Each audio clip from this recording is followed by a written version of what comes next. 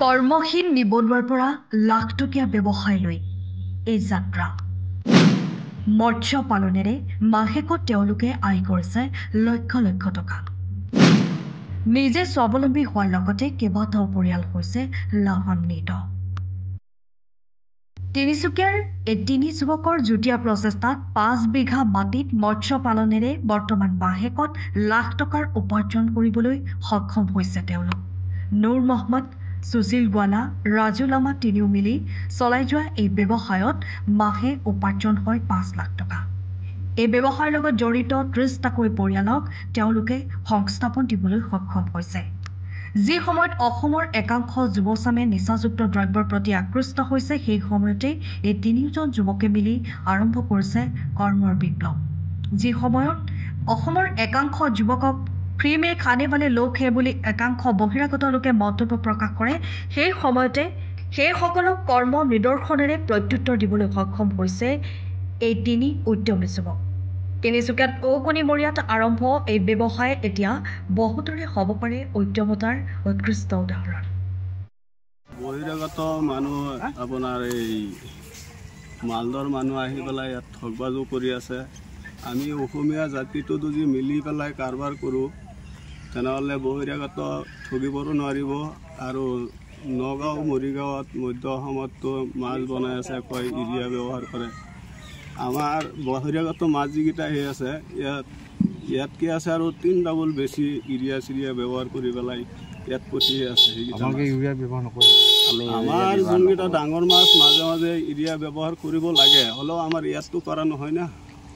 ইউৰিয়াটো ব্যৱহাৰ কৰা হয় সেই নগাঁৱত, সেইটোত অলপ চলপ ব্যৱহাৰ কৰে।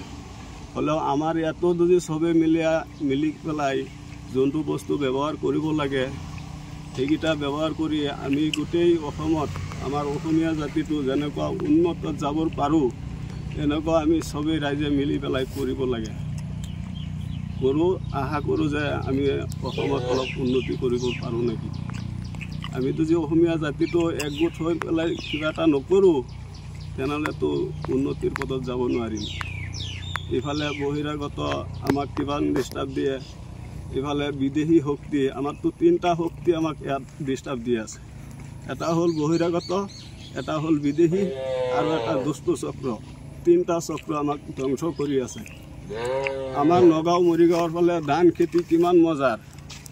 আমি প্ৰায় 4-5 বিঘা মাটি আমি ফিচাৰী কৰি আছোঁ। আজি প্ৰায় 15-20 বছৰমান হৈ গ'ল কৰি আছোঁ ইয়াত। আৰু পোনা মাছৰ বিশেষকৈ আমি কৰি আছোঁ। আৰু পোনা মাছৰ আমি য'ত ত'ত লৈ যায় আমি বেপাৰীও থৈছোঁ। আৰু বেপাৰীবিলাকে লৈ পিনি গাঁৱে গাঁৱে যায়গৈ, আকৌ গাঁৱে গাঁৱে গৈ আহেগৈ বিজনেছ কৰি পিনি আহে। আৰু বিশেষকৈ এইটোৱে আমাৰ কথা, আৰু ক'বতো একো নাই। মানে কিমানজন মানুহ ইয়াত সংস্থাপন দি থৈছে আপুনি? আমিতো 3জনে আছোঁ আৰু বাকীবিলাকতো বেপাৰী আছে। বেপাৰীয়ে টোটেল কিমানজন? টোটেল 12জন মানুহ ইয়াত সংস্থাপিত হয়। 13জন মান হ'ব। 13জন লোকেল বেপাৰীও আছে বিক্ৰী কৰিবলৈ যায় মাছ। ব্যৱসায় 20 বছৰমান হ'ল দাদাই কৰি আছিলে।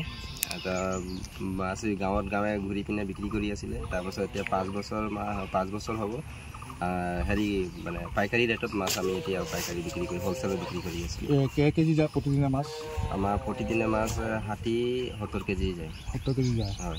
আৰু যেতিয়া এই ব্যৱসায় আৰম্ভ কৰি কি চিন্তাধাৰা এই ব্যৱসায় আৰম্ভ কৰিছে আৰু কিমান টকা পুঁজি লাগিছে? চিন্তাধাৰা মানে বাহিৰৰ মানুহখিনি আমাৰ ইয়াতে অসমত মাছ ছাপ্লাই দি আছে, তো আমি ভাবিছোঁ মানে আমাৰ ইয়াৰ পৰাও হওক, আমিও কৰিব পাৰিম, আমাৰ অসমৰ মানুহো কৰিব পাৰিব। মানে অসমীয়া জাতিও যে নহয় মাছ কৰিব পাৰিব। আৰু বহুখিনি টকা পুঁজি লাগিছে আৰু পাইছোঁ কেইটকামান, আৰু পুঁজিটো লাগিয়ে আছে, এতিয়াও মাছ আছেই।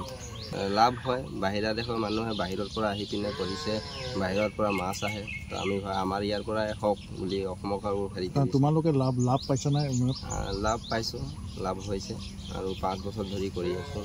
টোটেল কিমানজন মানুহ এই মানে ইয়াত জড়িত হৈ আছে? আমাৰ টোটেল মানুহ 3জন এতিয়া আছোঁ।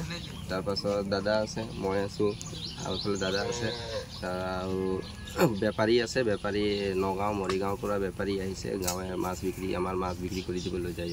মানে ক'ব পাৰি যে ইয়াৰ মাছ এতিয়া অসমৰ বিভিন্ন ঠাইত যায়। হয়, ইয়াৰ মাছ বিভিন্ন ঠাইত যায়। হয়।